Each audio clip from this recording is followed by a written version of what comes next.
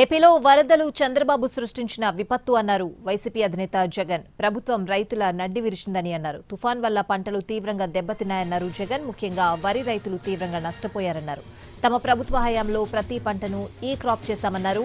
ఉచిత పంట బీమాతో రైతులకు భరోసా ఉండేదని అన్నారాయన. కానీ ఇప్పుడు పరిస్థితి దారుణంగా ఉందన్నారు.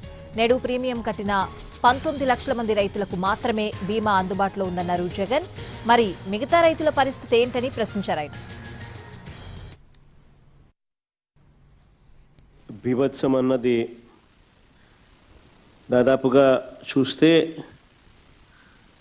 నిజం చెప్పాలనంటే విండ్షేర్ ఫామ్ అయ్యి కాస్తో కూస్తో తుఫాన్ డిసిపేట్ అయ్యి తీవ్రత తగ్గినప్పటికీ కూడా రైతుల మీద మాత్రం దీని ప్రభావం చాలా సివియర్గాను సీరియస్గాను దీని ప్రభావం చోటు చేసుకుంది. ఎందుకంటే పంట బాగా పొట్టకొచ్చిన సమయంలో జరిగిన కురిసిన ఈ వర్షాల వల్ల పంట నేల ఒరిగింది. ఆ నేల ఒరిగిన ఆ పంటను నీళ్ళల్లో తడవడం వల్ల మళ్ళా అది పైకి లేయడం అన్నది కూడా కష్టమైన పరిస్థితుల మధ్య, తాలు ఎక్కువ వచ్చే పరిస్థితుల మధ్య దిగుబడి తీవ్రంగా తగ్గే పరిస్థితి వల్ల రైతు తీవ్రంగా నష్టపోయిన పరిస్థితులు ఎక్కువగా కనిపిస్తూ ఉన్నాయి. శ్రీకాకుళం నుంచి మొదలెడితే దాదాపుగా నెల్లూరు దాకా కూడా, ఇంకా నెల్లూరు నుంచి కూడా కాస్త ముందుకు కూడా ఈ ప్రభావం కనిపిస్తూ ఉంది. కర్నూలు, కడప, అన్నమయ్య జిల్లాలు, చిత్తూరు జిల్లా, ఉమ్మడి చిత్తూరు జిల్లాలో కూడా, కర్నూలు నెల్లూరు ప్రాంతంలో కూడా ఈ ప్రభావం కూడా కనిపించింది. దాదాపుగా 25 జిల్లాల పరిధిలో, 396 మండలాల పరిధిలో, 3320 గ్రామాల పరిధిలో దీని ప్రభావం కనిపించింది. ఇలాంటి పరిస్థితుల్లో రైతులకు మనం తోడుగా నిలబడాల్సిన అవసరం చాలా ఉంది. దాదాపుగా ఉజ్జాయింపుగా లెక్కల ప్రకారము, మనకున్న సమాచారం ప్రకారం దాదాపుగా 15 లక్షల ఎకరాల మీద దీని ప్రభావం పడుతూ ఉంది.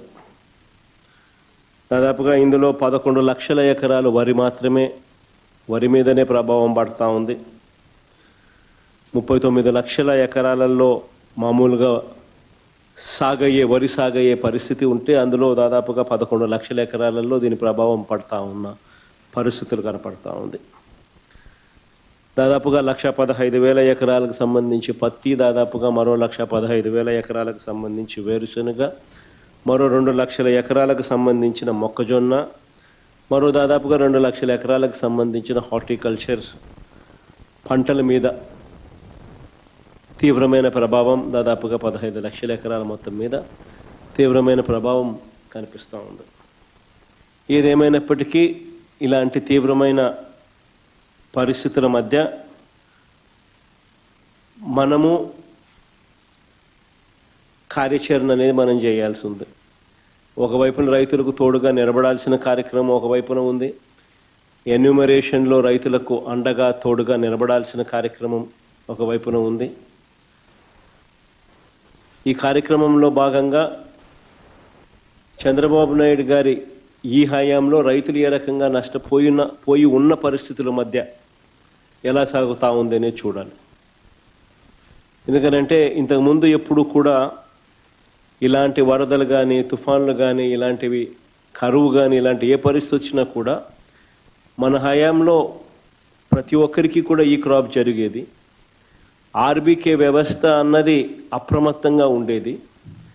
ఆర్బీకే వ్యవస్థ అప్రమత్తంగా ఉండి ప్రతి గ్రామంలో అందుబాటులో ఉండి అక్కడ అగ్రికల్చరల్ అసిస్టెంట్ రూపాన అగ్రికల్చరల్ గ్రాడ్యుయేట్ చదివిన పిల్లలు అక్కడ అందుబాటులో ఉండి, గ్రామ సచివాలయము, ఆర్బీకేలు ఇవన్నీ కలిసికట్టుగా ఉండి, ఆర్బీకేలో ఈ క్రాప్ వ్యవస్థ అన్నది పగడ్బందీగా ఉన్న పరిస్థితుల మధ్య ఉచిత పంటల బీమా అన్నది మన హయాంలో రైతులకు అందుబాటులో ఉన్న పరిస్థితుల మధ్య ప్రతి రైతుకు ఒక భరోసా ఉండేది.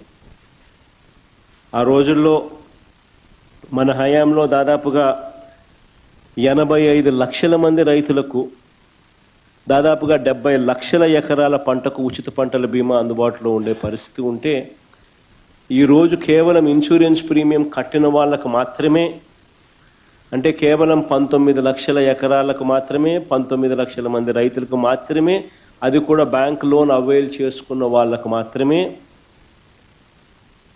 ఇప్పుడు ఇన్సూరెన్స్ అవైలబుల్గా ఉన్న పరిస్థితిని మనం చూస్తూ ఉన్నాం. సో మిగిలిన రైతుల పరిస్థితి ఏం కావాలా? దాదాపుగా 85 లక్షల మంది రైతులు, దాదాపుగా 70 లక్షల ఎకరాల పంట, మన హయాంలో ఈ క్రాప్ ద్వారా వీళ్ళందరికీ ఉచితంగా పంటల బీమా అందుబాటులో ఉండేది. ఈరోజు ఆ పరిస్థితి పోయి కేవలం బ్యాంకు లోన్లు తీసుకున్న వాళ్ళకు మాత్రమే ఆ లోన్లు ఉన్నాయి కాబట్టి ఆ బ్యాంకు లోన్లు బ్యాంకర్లు కట్ చేసిన ఇన్సూరెన్స్ సొమ్ము అంటే కేవలం 19 లక్షల మంది రైతులకు మాత్రమే అవైలబుల్, కేవలం 19 లక్షల ఎకరాలకు మాత్రమే అవైలబుల్. ఇలాంటి పరిస్థితుల్లో రైతు తీవ్రంగా నష్టపోయిన పరిస్థితిలో మనం రైతుకు తోడుగా నిలబడాల్సిన అవసరం ఉన్న పరిస్థితి. మరోవైపు చూస్తే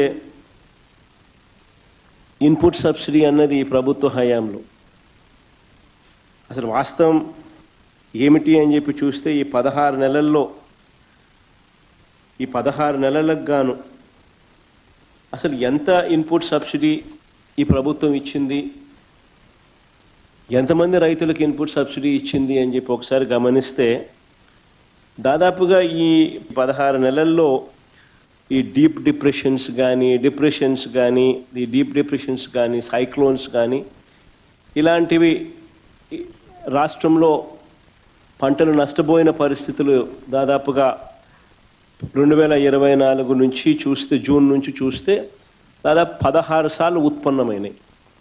ఈ 16 సార్లకు సంబంధించి ఎంతమంది రైతులకు ఇన్పుట్ సబ్సిడీ అందింది, ఎంతమంది రైతులకు నష్టపోయిన పరిస్థితుల మధ్య వాళ్ళకు ప్రభుత్వం తోడుగా నిలబడింది అని చెప్పి చూస్తే ఈ ప్రభుత్వం తరపు నుంచి గుండు సున్నా కనిపిస్తుంది. అంటే ఏ ఒక్క రైతుకు కూడా ఇన్పుట్ సబ్సిడీ అన్నది అందించని పరిస్థితిలో ఈ రాష్ట్ర ప్రభుత్వం కనిపిస్తూ ఉంది. దాదాపుగా వీళ్ళు ఈ క్రాప్ చేయకుండా రైతులను నిర్లక్ష్యం చేసినప్పటికీ కూడా వాళ్ళ దగ్గర ఉన్న వాళ్ళ లెక్కల ప్రకారమే చూసినా కూడా దాదాపుగా 5.5 లక్షల మంది రైతులకు ఇన్పుట్ సబ్సిడీ రూపేణ 600 కోట్లు ఇవ్వాలని, అది ఇవ్వకుండా ఎగరగొట్టిన పరిస్థితులు మనం చూస్తూ ఉన్నాం. మిర్చికి క్వింటాలకు 11,781 రూపాయలు ఇస్తాము, కొనుగోలు చేస్తాము అని చెప్పినారు క్వింటాలకు. ఆశ్చర్యం కలిగించే విషయం ఏంటంటే ₹1 ఇవ్వాల. పొగాకు కొనుగోలు చేస్తామన్నారు, ఎక్కడ దిక్కు దానికి కూడా, పొగాకు కొనుగోలుకు కూడా ఎక్కడ కూడా చేసిన పుణ్యం కట్టుకోలేదు. మామిడికి ₹12 కొనుగోలు చేస్తామన్నారు కిలోకు, ఒక రైతుకు మంచి చేయలేదు. ఉల్లికి క్వింటాలకు 1200తో కొనుగోలు చేస్తామని చెప్పినారు, చేతులు ఎత్తేసారు. తర్వాత హెక్టారుకు 50,000 ఇస్తామన్నారు, అది ఇచ్చిన పుణ్యం కూడా వీళ్ళు కట్టుకోలేదు ఎప్పుడు. సో అన్ని రకాల కూడా ఈ క్రాప్ అన్నది నీరుగార్చేశారు, ఆర్బీకేలు అన్నది నిర్వీర్యం చేసేశారు. ఇన్పుట్ సబ్సిడీ ఇచ్చే కార్యక్రమాలు పట్టించుకున్న పరిస్థితుల్లో లేవు. ఉచిత పంటల బీమా ఎత్తేసినారు. ఏ పంటకు కూడా గిట్టుబాటు ధరలు రాని పరిస్థితిలో రైతు తీవ్రంగా ఈ 17 నెలలు చంద్రబాబు నాయుడు గారి పాలనలో నష్టపోయిన పరిస్థితులు మనం చూస్తూ ఉన్నాం. ఇవన్నీ మ్యాన్మేడ్ కెలామిటీస్.